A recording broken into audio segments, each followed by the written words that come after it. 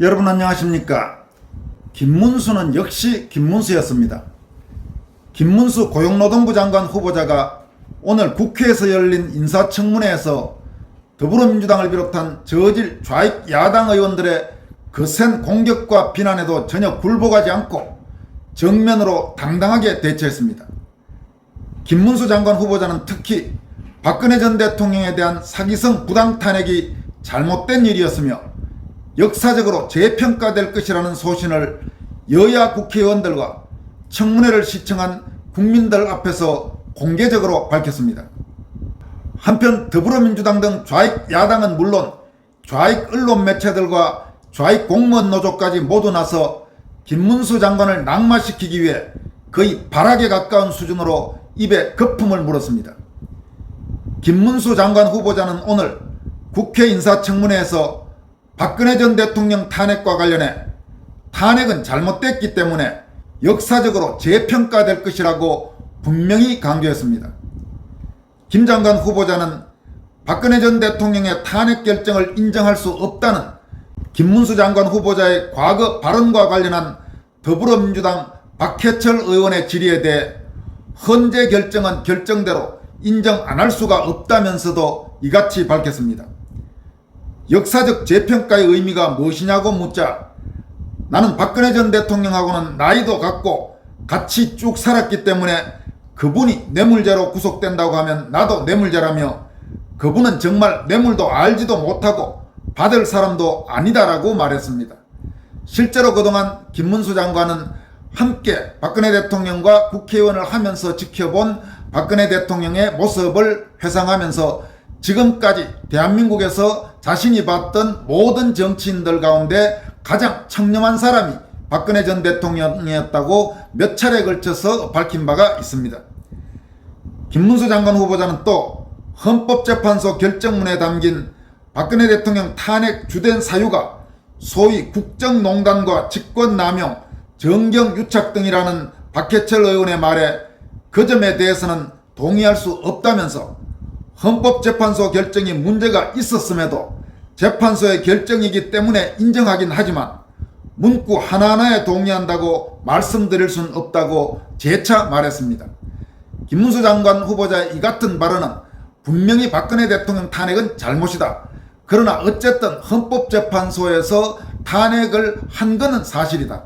그러면 헌법재판소 그 기관의 결정을 인정 안 할 수는 법적으로 없기 때문에 그건 인정하지만 그러나 그 당시 헌법재판소가 박근혜 대통령을 탄핵하면서 내렸던 그 논리에는 전혀 동의할 수 없다. 이런 인식을 분명히 한 것입니다. 김문수 장관 후보자는 또 과거 탄핵 반대 집회 과정에서 자신이 뻘건 윤석열이 죄 없는 박근혜 대통령을 집어넣었다고 한 발언과 관련해서는 집회를 하다 보면 감정적이고 격한 이야기가 나올 수도 있다며 그때는 내가 윤석열 대통령에 대해 상당히 비판을 많이 했다고 설명했습니다. 김문수 장관 후보자의 이 같은 발언도 충분히 아마 많은 시청자들, 많은 구독자들이 공감하실 수 있을 겁니다. 당장 저만 하더라도 윤석열 대통령이 소위 특검팀 수사팀장 그리고 서울중앙지검장 시절 윤석열 대통령에 대해서 아마 당시 한국의 언론인 가운데 공개적으로 칼럼 등을 통해서 가장 혹독하게 비판을 많이 한 저널리스트 중에 한 명일 겁니다. 그러나 윤석열 대통령이 검찰총장이 되고 그때부터 문재인 정권과 갈등을 빚고 또 여러가지 우여곡절 끝에 야당의 대통령 후보가 돼서 문재인 정권 2기를 종식시키고 지금 어쨌든 적어도 이재명이 대통령이 되는 것을 막고 그리고 대통령이 된 다음에는 외교안보 부분이나 이런 분야를 중심으로 해서 국가정체성 문제 이런 부분에서 분명히 하고 있는 것, 또 김문수 장관이나 이진숙 방통위원장 같은 이런 인사들을 최근 기용하고 있는 것, 이런 부분들에 대해서는 평가를 하는, 물론 지금 그렇다고 해서 윤석열 대통령이 하는 일이 모두 잘한다고 할 수는 없지만 적어도 지금은 공과를 분명히 나누어서 잘하는 부분은 잘한다고 평가하고 미흡한 부분은 더 잘해야 한다고 촉구하는 그런 입장을 지니고 있는 분들이 상당히 많을 것입니다.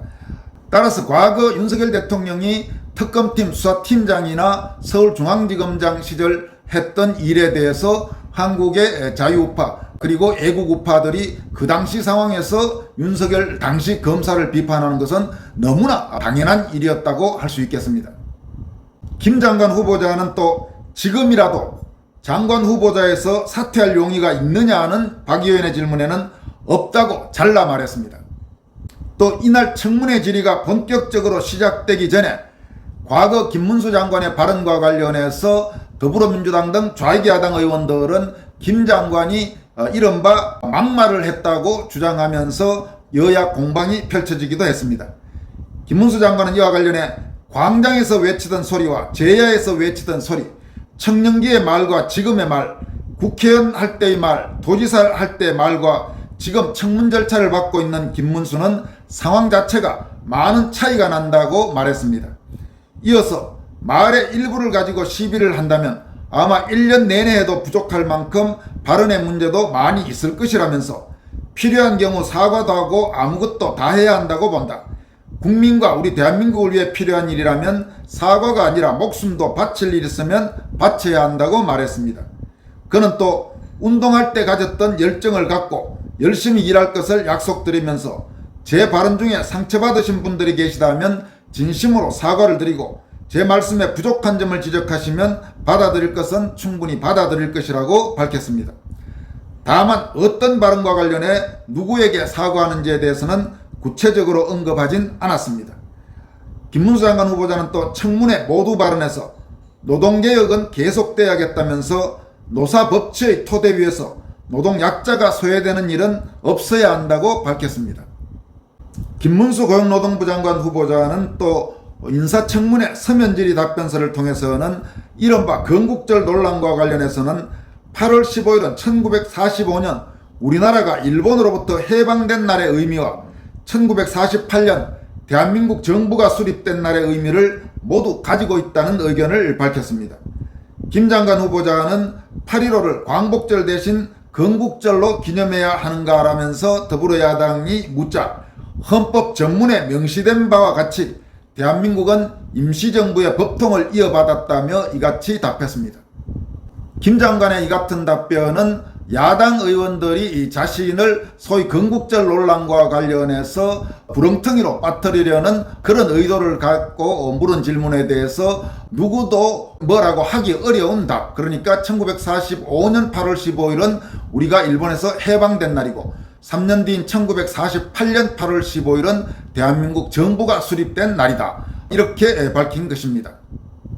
그는 또 가장 존경하는 인물로는 이승만 전 대통령을 꼽았습니다. 또 지난 2021년 소셜미디어에 홍범도 장군을 독립군 수백 명을 학살한 소련 공산당원이라 지칭한 이회관에 묻자 이승만 전 대통령의 공로에 대한 평가가 부족하다는 취지라고 해명하기도 했습니다. 즉 당시 문재인 정권이 이승만 전 대통령을 폄하하고 홍범도 장군의 업적만 부각한다는 점을 지적하는 과정에서 나온 발언으로 풀이됩니다.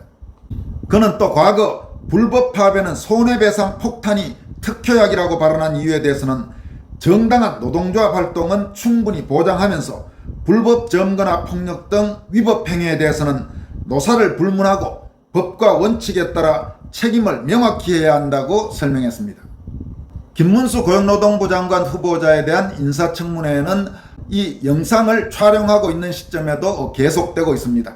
아마 더불어민주당 등 좌익 야당들은 계속 김문수 장관을 몰아세우면서 김문수 장관을 낙마시키기 위해 총력을 기울일 것입니다.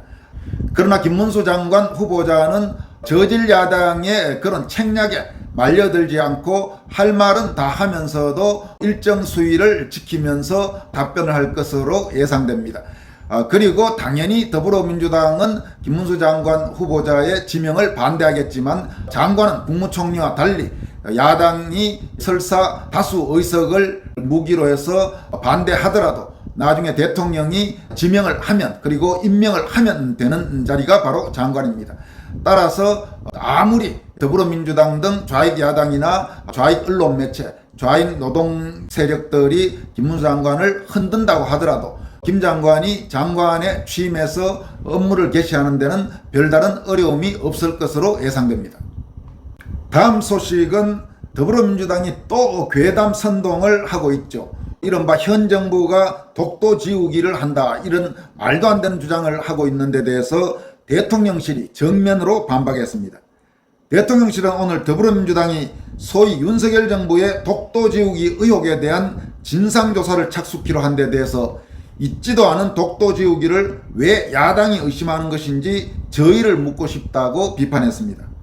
정혜전 대통령실 대변인은 이날 용산 대통령실에서 브리핑을 통해 독도는 역사적으로 지리적으로 국제법상으로 우리 영토라면서 이같이 말했습니다.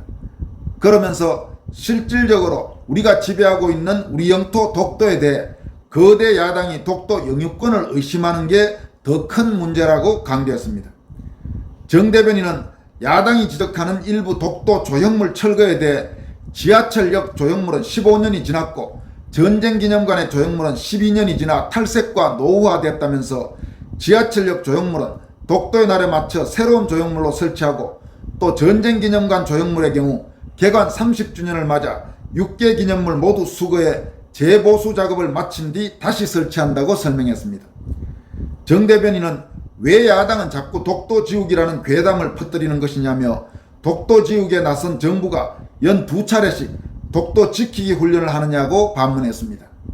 정 대변인은 독도가 마치 논란이 되는 것처럼 선동 소재로 삼아 국제 분쟁지역으로 만드는 것이 바로 일본이 원하는 전략이라면서 이달 들어 민주당이 브리핑과 논평 중에 친일을 언급한 건수만 33건에 이른다. 친일 프레임 공세를 이어가기 위해 오직 정부 공격용으로 독도까지 끌어들이는 모습을 보면 민주당이 공당이 맞는지 국익에 대한 고민이 있는 것인지 의심이 든다고 비판했습니다. 이어서 현 정부가 계엄령을 준비하고 있다는 민주당 주장에 대해서도 근거 없는 괴담이라고 일축했습니다. 정혜전 대변인은 총선 전에는 계엄 저지선을 달라고 선거운동을 하더니 지금은 과반 의석을 얻고도 괴담에 기대 정치를 하고 있다면서 도대체 괴담 선동의 끝은 어디냐고 지적했습니다. 국회 재적의원 과반이 계엄 해제를 요구하면 대통령은 이를 무조건 수용하도록 현행헌법 77조는 규정하고 있습니다. 따라서 현재와 같은 국회 의석 구조에서는 계엄령이 필요해서 계엄령을 하고 싶어도 야당이 반대하면 할 수 없는 것이 엄연한 현행법의 현실입니다. 그런데도 더불어민주당은 말도 안 되는 계엄령 운운하고 있는 것입니다.